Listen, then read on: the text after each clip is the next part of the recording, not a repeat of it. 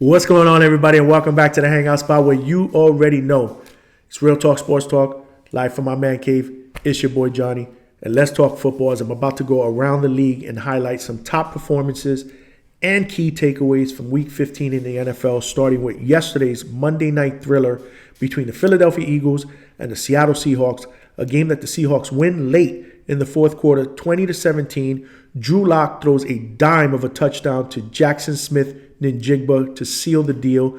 A game that Drew Lock, or many didn't see Drew Lock even starting. Geno Smith was healthy enough to start, but Pete Carroll made the decision right before the game to start Lock instead of Smith. Interesting decision, especially since Smith had been his starter the entire season before he got hurt. But I think he saw something in the way Drew Lock was running that offense that last week that he did like. And he went with his gut. And you got to give him credit. That's what the good coaches do. If they feel that there's a player that gives them a better chance to win, they can't be afraid to start that player. There is no such thing as loyalty. You have to go out there and put the best guys out in the field. And this was a tough decision. You had to, I think this was a tough decision for Pete Carroll because, you know, the Seahawks were coming into this game with their backs against the wall. Basically, their playoff hopes were going to be dead, you know, if they would have lost this game. And they go out there, they play a game that they were losing the entire time, and then they play the way they did in the fourth quarter. Drew Lock had some absolute dimes of throws to DJ Metcalf, you know, during that drive to get them in a position to throw that touchdown. You got to give that kid a lot of credit. Again, this is a year where backups are proving all over the league that if they play competent and play up to their abilities, that they're either going to give their teams a good chance to win or they're going to win games. You have a lot of teams with backup quarterbacks that are still playing meaningful games in December. It can be done if you have a GM that has half a brain and is willing to bring in the right veteran quarterback to back up their starter in the event their starter gets injured. All you need is that one person that can play competent enough and give you a chance to win football games. So you got to give Pete Carroll credit. Like I said, I mean, I totally didn't see that coming. I thought Geno Smith was going to be the starter. And then you got the Eagles, man. I mean, I don't even know what to think of the Eagles, to be honest with you. I really don't. I mean, they are a shell of the team that they were last year going into the Super Bowl. If you're an Eagle fan, you got to be somewhat concerned. And mainly, they're a shell mainly because Jalen Hurts just hasn't been, you know, the same player of last year as well. He's been a shell of himself. I mean, he's turning the ball over. He threw another 2 interceptions yesterday. I mean, if they get close to the touchdown line, I mean, anywhere between the 2, 3, 4 yard line, more than likely they're going to be able to score with the tush push or the Philly shove, whatever you want to call it, because that play is unstoppable. But when they have to make key throws in the middle of the field, especially late in games, Jalen Hurts has not made good decisions. In fact, yesterday he ended the game on an interception throw. On an interception that was, by the way, one of the best catches that I've seen, you know, a defensive back make, especially, you know, under the circumstances, full momentum, speed taking you to the sideline. He was able to get one toe tap in and then get the other foot in. It was a great interception. It was one of the best I've seen all year. If you haven't seen it, definitely check out the highlight reel. But I don't know. I mean, like I said, I'm concerned about the Eagles. Technically at 10-4, even though they've lost 3 in a row, they're 10-4. They've secured a playoff spot already. You know, so they are going to the postseason. But if the season ended today, I would not feel confident with this team beating anybody in the wild card round. I mean, their defense just isn't good. And like I said, their offense, they're struggling right now. And they need to find their way. There's only 3 more games left in the season. This is the time where teams like the Eagles, you know, are starting to press the gas, you know, put their foot on the gas pedal so that they can go into the playoffs with some momentum. And right now, you know, things are looking a little bit bleak. I mean, they do have the Giants next week. You know, I mean, even though they're a division opponent, the Giants are under 500. So you got to think, again, this is a winnable game. But Giants are going to play tough. You know, so we'll see. It'll be interesting to see how the Eagles finish this out. Let's go to last Thursday night's game. A game that I thought was going to be ugly, low scoring. The Raiders come out and score 63 points. That was unbelievable. 63 points. They had 42 points at the half. They just blow the Chargers out of the water. They embarrassed them 63-21 in a game that got their head coach fired, actually. Brandon Staley was fired, you know, the next day. And I'm pretty sure a lot of Charger fans are happy about that. I don't think they were thrilled, you know, with him as the head coach, especially, you know, I was hearing a lot of things, you know, on social media. But, I mean, give the Raiders credit. Antonio Pierce right now may have secured himself a head coaching job for next year, because it's clear that this team, regardless of the outcome of the games, either win or loss, they've bought in. They play for this guy. They play inspired football. So he's proven to be that leader in the locker room that this team needed. Before he became the head coach. The rookie quarterback, Aiden O'Connell, he was terrific. He was. I mean, he'd been trying to find his way, so it's been up and down for him. But give Pierce credit for naming him the starter and sticking with him, because he might be turning the corner right now. 248 yards, 4 touchdowns. Maybe they have their quarterback in for the future as well. Who knows? They do have weapons. They can find a way to keep Adams. They still have Jacoby Myers, and the tight end Myers is also a good receiver. I mean, they got some weapons. Josh Jacobs out of the backfield. It's going to be tough for them to make the playoffs. I mean, technically they're still in it at 6-8, but there's a lot of tough teams, that are still vying for that 7th and 8th spot. But anything is possible. All you want as a fan is to be in a position in December to play meaningful games, and that's what the Raiders are doing right now. You got to give them credit. The game of the week, the game that I thought. Let me rephrase that. The game that I thought would be the game of the week between the Buffalo Bills and the Dallas Cowboys became a laugher because the Cowboys weren't even competitive. Buffalo crushes them. They blow them out of the water 31-10 at Orchard Park to snap that streak of offensive games where the Dallas Cowboys were just scoring at will, 30, 35, 40 points. Coming into this game, Dallas offense was either second or third. I'm not sure in average yards per game. They were a top 3 team, definitely. And then they were also actually the first team in the NFL with average points scored. I think they were almost averaging close to 33 a game. I mean, you got to give it to Buffalo's defense. They held them to 195 total yards and obviously only 10 points. So very, very impressive. Sean McDermott deserves a lot of credit. I know Buffalo Bill fans aren't happy with him, as head coach. But, he's kept it together. I mean, 3-4 weeks ago, he made that move to promote Joe Brady, and it's proven to be, a spark on offense because their offense is playing a lot more fluid. They're scoring points. That's not a problem for them. If Josh Allen can stay composed and keep himself away from the big turnover, they should be good going forward. I mean, he's not keying in on Stephon Diggs, so he's spreading the ball around. They are running the football. I mean, this Cook guy at running back, he's a stud. He had himself a game. So if they continue to rely on the running game and then work off play action, Buffalo is going to be a dangerous team, come the playoffs. Right now at 8-6. If the season ended, they'd be on the outside looking in. But I don't see how they don't make the playoffs, especially with the way they're playing right now. Defensively, they're one of the best in the league. They can get after the quarterback. And next week they got the Chargers.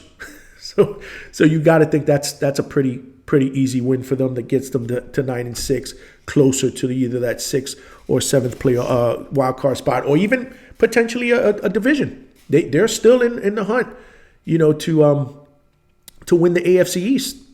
So kudos to McDermott. I mean, again, this team is starting to play like the team that that has been the Bills, the last few years. The team that is always in contention, for an AFC title game. And then Dallas, I mean, they got to get right. They got to get right because they got Miami next week, and Miami can score. So they're going to have to score some points. It's going to be an interesting game to see how that plays out. You got two of the top 3 teams in points scored. Dak Prescott, prior to this game, he was an MVP candidate. That obviously took a major hit. He only passed for 134 yards, no touchdowns, and a pick. So he has to get back on track, next week. So it's going to be interesting to see how that plays out. But speaking of high-flying offenses, I mean, you got the Niners. They continue to roll. They put up 45 points against the Cardinals. They beat them 45-29, mainly because now Brock Purdy, with this performance, you got to think that now he's the front runner, for the MVP. I mean, he had 242 yards, 4 touchdowns, no interceptions. But his numbers on the season are insane. This was a 5th rounder, a 5th-round draft pick. Almost 70% completion percentage. That is the best in the league. 29 touchdowns, only 7 interceptions. He doesn't turn the ball over. He makes good decisions. He's accurate with the football. 119% QBR. That's insane for the season. He'll have some stiff competition, like I said, probably within his own team. I mean, Christian McCaffrey, You got to talk about him as an MVP candidate. He had himself another good game, 115 yards rushing, a touchdown, 72 yards receiving, 2 touchdowns in the air. And he now has 20 total touchdowns between on the ground and in the air. That's tied for the league with Mostert from the Dolphins. So he's having himself a career year. He's a dual threat. Deebo Samuel, 2 touchdowns. They have Kittle, Ayuk. This team has a lot of weapons. They are the most complete team. I said that weeks ago. If the season ended today, they are the favorite to win it all. But a lot of things can change in the next 3 weeks. So we'll see how it plays out. They got to continue to keep their foot on the gas and not get complacent. And teams like this that are this good, sometimes they will going into the playoffs. And then they could get smacked in the mouth by a team that nobody thinks could go in there and win. So this is going to be key. This is going to be key to see how this whole thing plays out. Very, very interesting. But, right now, like I said, I mean, they're a juggernaut. Miami offensively, they continue to do what they need to do. I mean, they embarrassed my Jets, this Sunday, 30-0. Jets weren't even competitive. I mean, they embarrassed. The Jets are just embarrassing. They really are. This is a game that I picked them to win. The idiot that I am, I actually picked them to win because, I thought Miami, was hurting. Their offensive line was hurting. Tyreek Hill was hurting. He ended up not playing. I figured we may have caught them at the right time, especially with what we saw the week prior in the second half against the Texans. But no, we just go out there and we look like absolute dog shit. I mean, and that's saying it lightly, to be honest with you. This is now 13 years in a row that this team doesn't make the playoffs. 13 years that I've had to suffer without seeing my team play meaningful games in December and in the playoffs. It's brutal. It's brutal. Any Jet fan will tell you the same thing. This is the 8th consecutive season that they won't have a winning season. A below 500 winning season. I mean, how do you justify bringing back, the GM and the coach? I don't get it. I don't understand it. I know why they're going to do it. I mean, that's blatantly clear. But in my opinion, the offensive line coach will probably be the scapegoat. He'll be fired. But how do you justify bringing anybody else back from that offensive coaching staff with as poor as this offense has been? Zach Wilson gets hurt. The Jets are an absolute joke. I mean, dehydration, they announce he goes to the locker room. Then they announce later on he has a hand injury. And then this week his mom comes out on social media. The kid, no wonder why they call him a kid. I mean, because he doesn't even come out and talk to the media himself. His mother has to come out on social media and tell everybody that, he was playing with a concussion and his eyes were blurry. I mean, I don't know. I mean, the Jets are just an absolute joke. And then Trevor Siemian comes in. This is the guy that Joe Douglas brought in to be the backup quarterback, and he comes in and he's just horrendous. You wonder why he's even on a football roster, why he was even available to be picked up. I mean, the Jets they're an embarrassment. I mean, Aaron Rodgers announced today that he's not coming back because he's not 100%. There's no surprise there. Even if the Jets were in contention, I never thought he had a shot to come back. The fact that he's trying to come back and he's doing what he's doing is miraculous. I mean, I give him credit for that. 14 weeks after the surgery. But I mean, I knew that he wasn't going to be 100% at this point in the season. I mean, it's common. I mean, to come back from a major surgery like that in this amount of time, I just don't think it's medically possible. I think a lot of what Aaron Rodgers was doing, trying to keep himself, in the limelight, letting the media know that there's a possibility he came back, was also probably for the fans to stay engaged, because this has been a nightmare of a season. So at the very least, it kept fans engaged. Maybe we could pull out a win or two so that when Rodgers comes back, we got a shot to win out and then make some noise in the playoffs. But I knew that wasn't going to happen. Finally, it's put to rest. I'm happy that that's over with. Saturday games, they were pretty entertaining. Well, at least 2 out of the 3 were. The Colts-Steelers game wasn't. The Colts blow the Steelers out.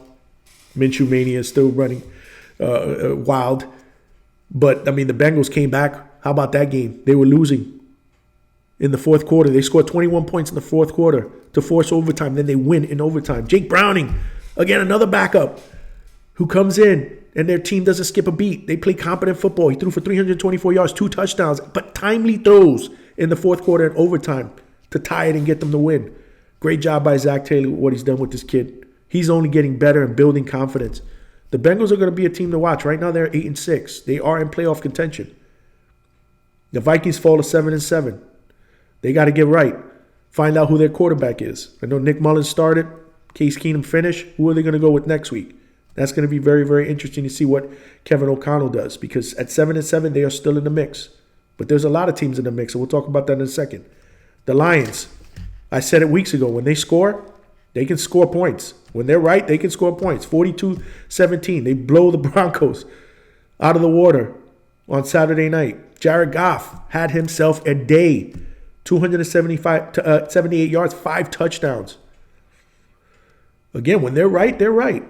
But then there are games that you're like, whoa, where is this Lions offense? Like against the Bears the week prior. But you got to give Dan Campbell credit, because he doesn't allow this team to linger in the past. I mean, the past is the past. Then they come out and they do this to a formidable team. But the Broncos, they better hope they get right at 7-7. They were playing really good football. But their offense, again, you know, they're stutter stepping there. They got to get that right. And that's the reason why you see Sean Payton on the sideline. He's showing a lot of frustrations because this offense just isn't clicking in the way that his prior offenses were with Drew Brees. But it's going to take some time. He's got a good quarterback. You know, they're well within the race, but they're going to have to get a lot more consistent on the offensive side of football if they want to make the playoffs. A lot of tough teams that they're going to have to go up against for that or compete against for that 6 and 7 spot. The Buccaneers, they are now again in first place in a tie. Last week it was a 3-way tie at 6 and 7. They win. They beat the Green Bay Packers 34-20. Baker Mayfield, what a season he's been having. 381 yards, 4 touchdowns, no picks. He continues to be that spark plug. Mike Evans is a beast of a receiver. They have weapons, the Buccaneers, and maybe they're getting hot at the right time. I mean, last week I'm thinking, well, if would it be something if the division winner here, wins the division with a losing record, by only winning 8 games? Who knows? Maybe the Buccaneers can pull off 3 wins in a row. I mean, with Baker playing like that, anything's possible. The Falcons lost, so they're out of the top 3. But the Saints beat the Giants 24-6. They stopped the Tommy Cutlass train for just 1 week. Derek Carr looked really solid. He looked like the Derek Carr of his Raider days. He had 3 touchdown passes. The Saints have weapons. They got a plethora of receivers. They got Michael Thomas. They got Olave. They got Shaheed, that young kid. They got weapons. Kamara. So that's going to be interesting. Right now, again, they're both tied for for that first place spot at 7-7. That's going to be real interesting to see how this thing plays out. Joe Flacco had himself a great second half, great fourth quarter. He had a bad first half, but this is what veterans do, man. They keep their cool. They keep their composure. They stay cool, calm, collected under pressure, and then they go out there and they deliver when it matters the most. This guy was sitting in a sofa just a few weeks ago. And now, he's playing quarterback for a 9-5 team that pretty much has a playoff spot locked up. They go out there, they beat the Bears. They come back and beat the Bears 20-17 in a game that they were losing the entire time, mainly because Flacco wasn't good. But he threw for 374 yards when it was all said and done. I think he threw for most of those in the fourth quarter. 2 touchdown passes and 1 dime of a throw to Amari Cooper. It was so accurate between 2 defenders that he ended up getting in there. I don't know how he got it in there. But again, Joe Flacco has never had a problem slinging the football. He still has that arm even at this age. If they can keep him upright, the Browns can make some noise because, again, their defense is formidable. They'll get after the quarterback with Myles Garrett. So that's going to be interesting to see how that plays out. But the Browns, I give them credit because Kevin Stefanski, their coach, in my opinion, he'd have my vote as coach of the year if the season ended today, because what he's done with this team has proven that even though you go through injuries, if you have the right coach that gets the most out of his backup players, that they're still going to be competitive and win games. That's something the Jets don't have. And I'm saying that because of the Jets. Because the coaching staff on our team continues to make excuses, and they're going to make excuses after the season about all these injuries that we went through, that we engaged, But they've lost just as much, if not more, on their team. Their offensive line is totally decimated. They picked up a guy from Street Clothes just 2 weeks ago in the practice squad, started him. He was formidable. They lost their top running back, one of the best running backs in the league, Nick Chubb. They're on their 4th quarterback. Flacco's actually their 4th quarterback. Yet they are 9-5 in playoff contention. It's possible if you have the right coaches. Great job. Great job by the Browns. I just wanted to say that. Next week they play the Houston Texans at Houston. Houston's 8-6. That's going to be an interesting matchup. If C.J. Stroud comes back, this one could have some playoff implications. So good one to watch there. The Ravens, right now, the most complete team in the AFC. Lamar Jackson, whether he's lighting the scoreboard up or not, continues to be electrifying. Must-see football. He's playing like the Lamar Jackson of when he was the MVP. This team is, again, they're loaded on. They can play, they can score points, and they can stop you on defense. Their defense once again is dominant. They came in to this Jaguar game first in average points allowed, only allowing 16 points a game, and they go out there and they hold a formidable Jaguar offense to 7 points. They win 23-7. You better hope the Jaguars are not getting cold at the wrong time here. You better hope they didn't peak out in the middle of the season and now they're starting to get cold. I know Trevor Lawrence is nursing a high ankle sprain. He looks pretty good out there. He looks like he's moving pretty good, but they haven't been playing well lately, and mainly it's because their defense hasn't been good either. So it's going to be interesting to see how that all plays out right now. Currently, they do have a playoff spot because they're in the division lead, but that can change fairly soon. Next week, look at next week's matchup between the Ravens and the Niners at San Francisco. That could be a potential Super Bowl preview right there that we have. That's going to be a great game. I can't wait to talk about that one when I do my pick videos later this week, which takes us to where we are in the playoff picture. Right now, the Ravens have the top spot in the AFC. They're 11-3. They've already clinched a playoff spot. They have not clinched the division yet, but you got to think that that's coming fairly soon. Then you have Miami at 10-4. We have Kansas City Chiefs at 9-5. They get themselves right this past week. They beat the Patriots. And then you have the Jaguars, like I said, who have not been playing good football, but they're hanging on. They're at 8-6. Those are your division leaders. And then you have your wild card teams. Cleveland Browns are at 9-5. The Bengals have climbed back into the playoff race. They're now 8-6. And then the Colts behind the Minshew train, they win big. They are 8-6. So they're holding on to that last seventh spot. But Houston and Buffalo, they're 8-6, and they are right there in the mix as well. Buffalo is a team to watch because, like I said, they have that playoff pedigree. They have the talent, and it looks like they're starting to find their way at the right time. Takes us to the NFC now. We have San Francisco, who has a top seed. They're 11-3. They have clinched the division already. Then you have Dallas, who, even though they lost with the Eagles losing, they are still the top team in the NFC East. They're at 10-4. They have also clinched the playoff spot, not the division yet. Detroit's at 10-4, and then you have Tampa Bay, like I said, they're in first place at 7-7. And then your wild card teams are Philadelphia at 10-4. Even though they've lost 3 in a row, they've already clinched a playoff spot. And then you have Minnesota at 7-7, and then the Rams have climbed back into contention. And to me, that doesn't surprise. Personally, for me, it doesn't surprise me because Sean McVay, knows how to call offenses. Matthew Stafford can deliver the football, and they have a lot of weapons. I mean, Williams is a dual threat at running back. Puka Nacua and Cooper Kupp, are a great 1-2 combination. So, they're going to be able to score some points. And in this league, if you score points, you're going to win games. That's just the way it rolls. And then you have the Seattle Seahawks and the Saints. They're at 7-7 right now. They're on the outside looking in, but the Saints are, right there with Tampa and could potentially win that division as well. And that's where we are in the playoff picture. That's my Week 15 weekly recap.